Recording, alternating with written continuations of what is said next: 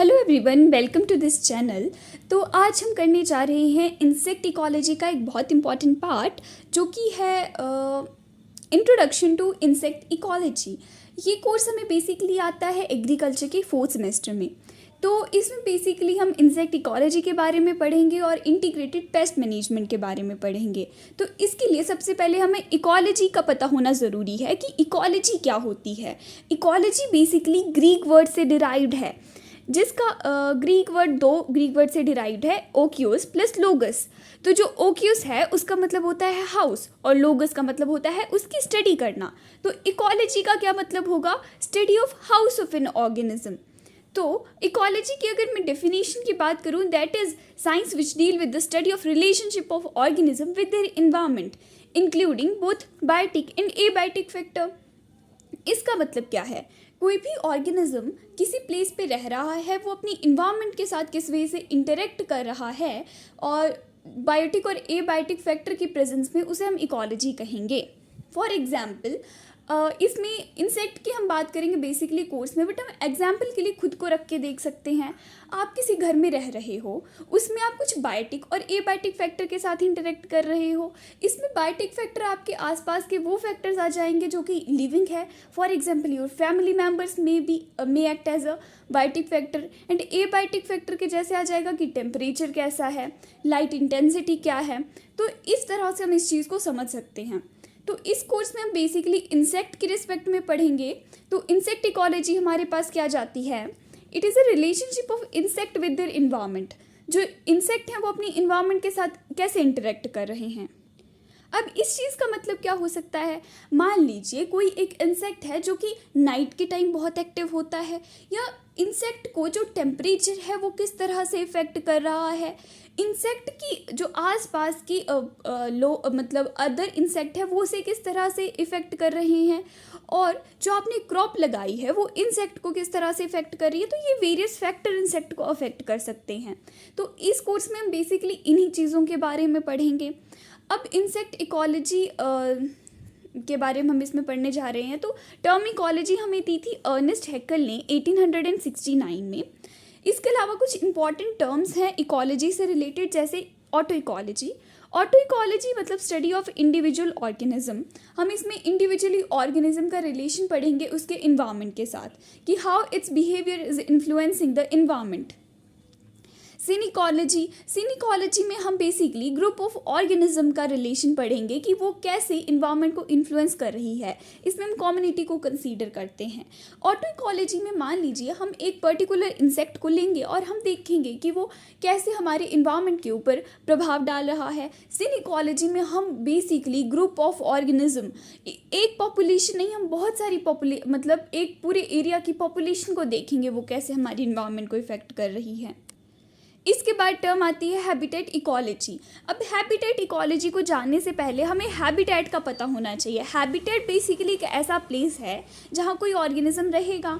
तो इसमें क्या होगा कि इसमें हम स्टडी ऑफ हैबिटेट करेंगे कि वो ऑर्गेनिज्म को किस तरह से इफेक्ट कर रही है। इसमें हम इन्वायरमेंट का इफेक्ट नहीं, इसमें हम हैबिटेट का इफेक्ट देखेंगे। देन इसके बाद आती है इथोलॉजी। इथोलॉजी मतलब behaviour of organism natural condition के अंडर कैसा है, वो किस तरह से इंटरेक्ट कर रहा है। इसके अलावा हमें कुछ और टर्म से फैमिलियर होना बहुत ज़रूरी है अगर हम इकोलॉजी पढ़ना चाहते हैं। तो उसमें सबसे पहले आता है ऑर्गेनिज्म। ऑर्गेनिज्म का आई थिंक आपको आइडिया होगा, वो एक इंडिविजुअल ऑर्गेनिज्म क्या होता है। एक इंसेक्ट को हम इंडिविजुअल ऑर्गेनिज्म कंसीडर करेंगे या कहेंगे।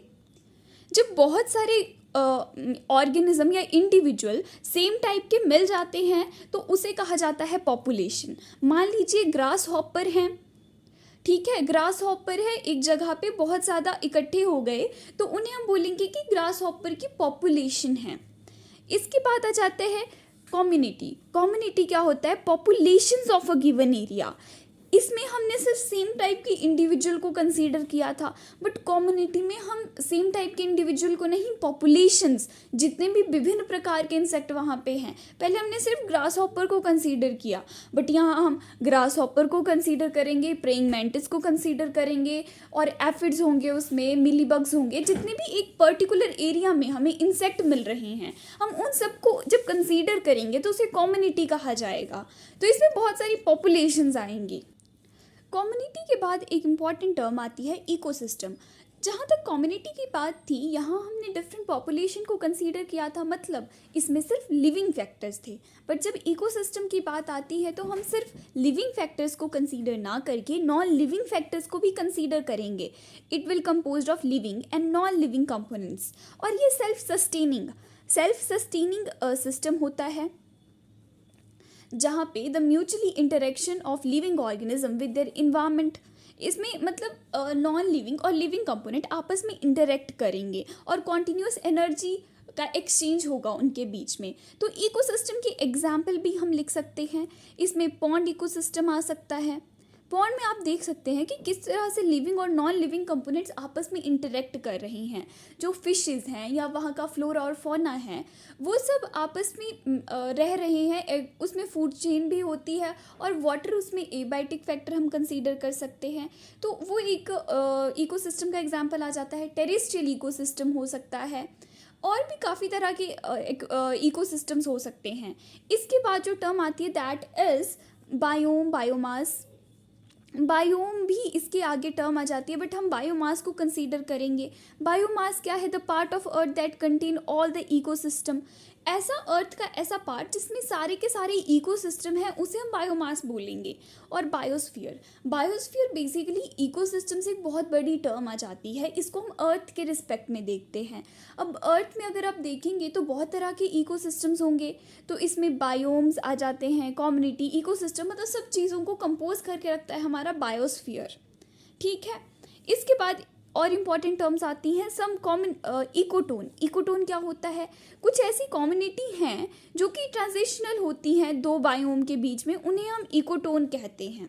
मतलब बायोम बेसिकली कॉम्बिनेशन होता है इकोसिस्टम्स का एक, तो उसके बीच में जो ट्रांजिशन करती हैं कम्युनिटीज़, उन्हें इकोटोन कहा जाता है। और ऑर्गेनिज्म जो कि पॉपुलेशन से छोटी टर्म है, तो वो इंडिविजुअल लिविंग ऑर्गेनिज्म है, जैसे मैंने आपको पहले भी बताया था। अब ये हमारे पास थी इम्पॉर्टेंट टर्म्स जो कि इकोलॉजी से रिलेटेड थी। अगर आप इकोलॉजी पढ़ने जा रहे हैं तो आपको सबसे पहले इन टर्म्स का आइडिया होना बहुत ज़रूरी है। मेनली इकोलॉजी को हमने दो टाइप में क्लासीफाई किया, दैट इज़ ऑटो एंड सिनिकोलॉजी, जिसके बारे में मैंने आपको बताया। इसके बाद हम पढ़ेंगे नेक्स्ट लेक्चर में कि कौन कौन से फैक्टर हैं जो कहीं ना कहीं इंसेक्ट को अफेक्ट करते हैं। जैसे कि हमने इकोलॉजी की डेफिनेशन में पढ़ा था कि इसमें बायोटिक और एबायोटिक फैक्टर इंक्लूड होते हैं, तो नेक्स्ट लेक्चर में we will discuss biotic and abiotic factor. अगर आप नेक्स्ट लेक्चर देखना चाहते हैं तो लिंक डिस्क्रिप्शन में है, उसके ऊपर क्लिक कीजिएगा।